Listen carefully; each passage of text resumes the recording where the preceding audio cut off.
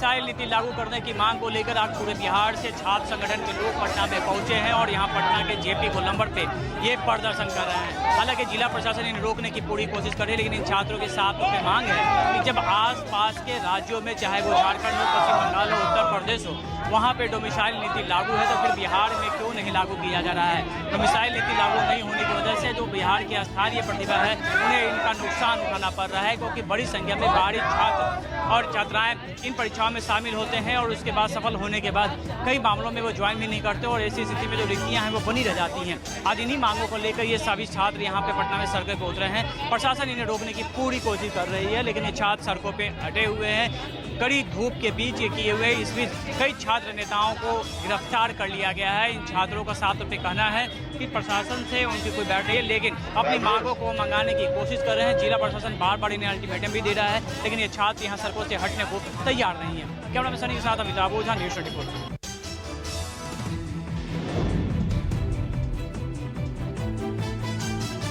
UP के प्रयागराज में DElEd अभ्यर्थियों ने मुर्गा बनकर निकाला जुलूस, कान पकड़ा, कहा हमसे गलती हो गई जो हमने ये कोर्स किया।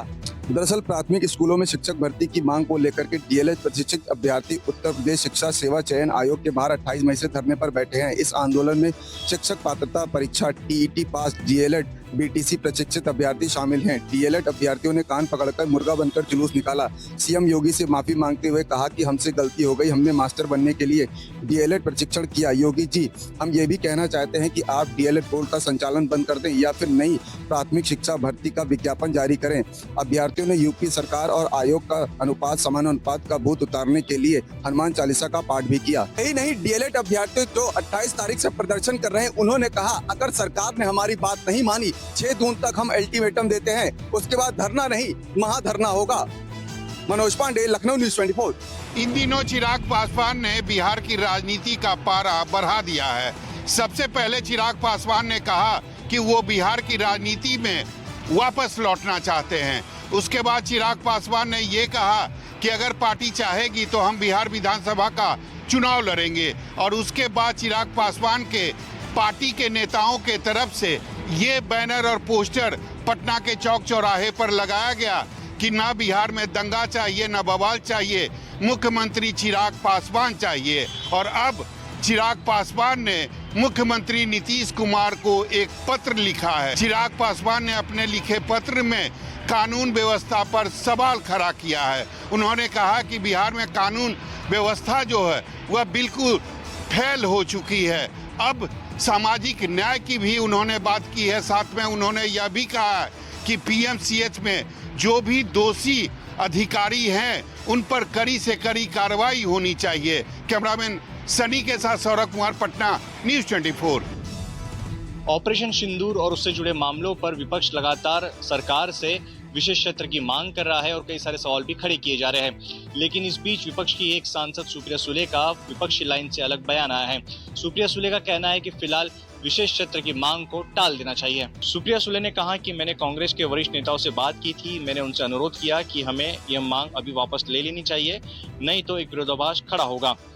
एक और हम देश के साथ खड़े हैं और दूसरी ओर हम विशेष क्षेत्र की मांग कर रहे हैं। शरद पवार जी हमेशा कहते हैं कि देश पहले आता है। सभी विपक्षी दलों ने कहा था कि हम देश के साथ खड़े हैं, यही एकमात्र कारण है कि हमने उस चिट्ठी पर हस्ताक्षर नहीं किए। सुप्रिया सुले ने इस दौरान संजय राउत पर भी तंज कसा। संजय राउत ने दरअसल सवाल खड़े किए थे कि ऑल इंडिया पार्टी डेलीगेशन की टीम उन देशों का दौरा कर रही है जो काफी छोटे हैं और उन्हें कोई नहीं जानता। इस पर सुले ने कहा कि उन्हें होमवर्क कर लेना चाहिए।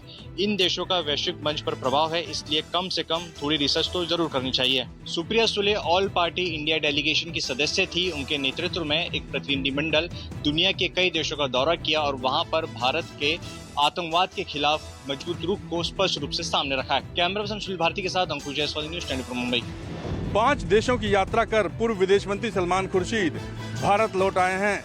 भारत लौटने के बाद उन्होंने विदेश मंत्री एस जयशंकर से मुलाकात की और उन्हें ब्रीफ किया। जेडीयू सांसद संजय झा के नेतृत्व वाले सर्वदलीय प्रतिनिधिमंडल के सदस्य कांग्रेस नेता सलमान खुर्शीद ने विदेश मंत्री एस जयशंकर के साथ हुई बैठक को लेकर बड़ा बयान दिया है।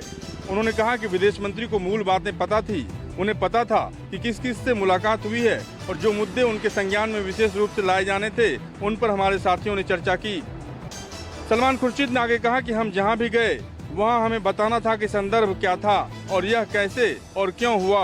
आतंकवाद के विरोध में संदेश आए, हमने जो कदम उठाए उन्होंने उसे स्वीकार किया। मुझे नहीं पता कि प्रधानमंत्री के साथ हमारी बैठक होगी या नहीं, लेकिन मैं समझता हूं कि हमने जो भी कहा है सबकी बातों की प्रधानमंत्री के सामने समीक्षा की जाएगी। लोकसभा में विपक्ष के नेता राहुल गांधी के उस बयान पर, जिस पे उन्होंने कहा कि एक फोन कॉल आने के बाद नरेंद्र सरेंडर हो गए, सलमान खुर्शीद ने कहा कि मैं राहुल गांधी के हर एक बयान का समर्थन करता हूं, वो हमारे नेता हैं। रमन कुमार, दिल्ली, न्यूज़ 24। कांग्रेस के ही एक सदस्य, चौथी बार तिरुवनंतपुरम से लोकसभा सांसद शशि थरूर भारतीय सांसदों का एक राजनयिक प्रतिनिधिमंडल लेकर इस वक्त अमेरिका में हैं और अमेरिका में उनसे यही सवाल किया गया और उनसे पूछा गया कि राहुल गांधी कहते हैं नरेंद्र सरेंडर, तो क्या आप भी मानते हैं कि अमेरिका ने उन्हें कहा और उसके बाद से ही युद्ध रुका? इस बात पर शशि थरूर ने अपनी पार्टी से बिल्कुल अलग लाइन लेते हुए कहा कि वे अमेरिका का सम्मान करते हैं, भारत भी सम्मान करता है और जो रिश्ते व्यापारिक और कूटनीतिक अमेरिका के साथ भारत के हैं वो पाकिस्तान के हो भी नहीं सकते। लेकिन साथ ही उन्होंने ये भी कहा कि हमें अपने फैसलों के लिए किसी भी तीसरी ताकत की ज़रूरत नहीं है। हमने जब पाकिस्तान को मज़ा चखाने की सोची तो किसी भी तीसरी ताकत के प्रभाव में नहीं, हमने जब संघर्ष को रोकने की सोची तो वो भी किसी तीसरी ताकत के प्रभाव में नहीं। कैमरामैन संजय सिंह के साथ संजीव त्रिवेदी, न्यूज़ 24, दिल्ली। बसपा प्रमुख मायावती ने आज आजाद समाज पार्टी के राष्ट्रीय अध्यक्ष चंद्रशेखर पर जोरदार हमला बोला। मायावती ने कहा कि कुछ लोग मेरा और काशीराम का नाम लेकर के दलितों को गुमराह कर रहे हैं। मायावती ने आज एक बयान जारी कर कहा कि उत्तर प्रदेश में एक ही पार्टी अम्बेडकरवादी और वो बसपा ही है। बीएसपी को कमजोर करने की कोशिश हो रही है। यूपी में दलित और पिछड़ों के वोट को बांटने की कोशिश लगातार की जा रही है। मायावती ने आज ये भी कहा कि कुछ दलित संगठन और एक पार्टी का इस्तेमाल बीएसपी को कमजोर करने के लिए किया जा रहा है। यहाँ दलितों और अन्य उपेक्षित वर्गों को गुमराह करने की कोशिश हो रही है। बीएसपी को मजबूत होता देख विपक्ष की जातिवादी पार्टियां बेहद दुखी हैं।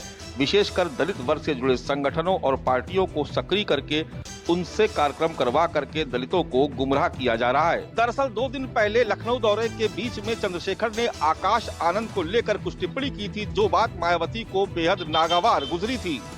कैमरा पर्सन अरविंद कुमार साहू के साथ मानस श्रीवास्तव, लखनऊ, न्यूज़ 24। महाराष्ट्र की 2 प्रमुख पार्टियां एनसीपी शरद चंद्र पवार गुट और एनसीपी अजित पवार गुट, दोनों गुटों में मिलाप की बात लंबे समय से चल रही है, लेकिन अब ये मिलाप दूर जाता हुआ नजर आ रहा है। आने वाले 10 जून को एनसीपी का 26वां स्थापना दिवस है।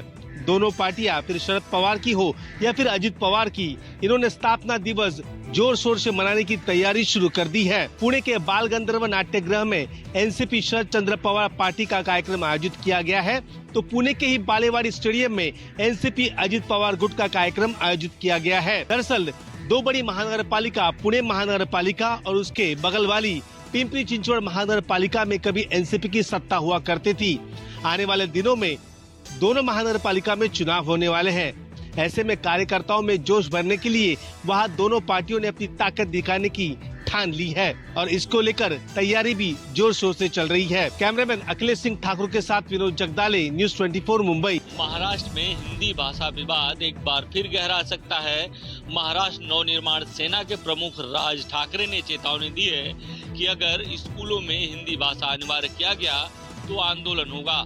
राज ठाकरे ने स्कूली शिक्षा मंत्री दादा भूसे को पत्र लिखा है, जिसमें उन्होंने लिखा है कि पहले सरकार पिछले 2 महीने से हिंदी भाषा को लेकर भ्रम की स्थिति पैदा कर रही है। सरकार ने कहा था कि अब हिंदी भाषा अनिवार्य नहीं रहेगी, हिंदी भाषा को वैकल्पिक बताया था, लेकिन जो जानकारी मिल रही है उसके मुताबिक हिंदी भाषा के किताबों की छपाई जोरों से चल रही है। अगर ऐसा होता है तो आंदोलन होगा और उसकी जिम्मेदारी सरकार की होगी। सरकार ने पहले हिंदी भाषा को अनिवार्य किया था, लेकिन जब आंदोलन हुआ, मनसे ने इस मामले में आंदोलन किया, तब सरकार ने अपना फैसला वापस ले लिया और कहा कि हिंदी एक वैकल्पिक भाषा के रूप में रहेगी, हिंदी भाषा अनिवार्य नहीं रहेगी। राज ठाकरे कहते हैं कि सरकार को अपने स्टैंड पर कायम रहना होगा और महाराष्ट्र में 2 भाषा ही कंपलसरी रहेगी। अगर ऐसा नहीं होता है तो आंदोलन होगा। विनोद के साथ इंद्रजीत सिंह, न्यूज़ 24 मुंबई।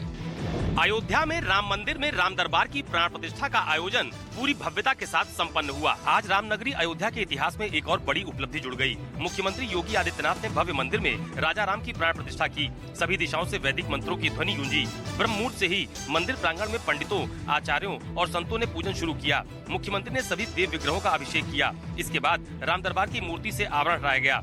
राजा राम का आभूषण से भव्य श्रृंगार किया गया। इस दौरान अयोध्या के 19 संत धर्माचार्य भी मौजूद रहे। इसके अलावा ट्रस्ट, संघ और वीएचपी के पदाधिकारी भी मौजूद रहे। इसके पहले मुख्यमंत्री योगी आदित्यनाथ ने हनुमानगढ़ी में भी दर्शन पूजन किया।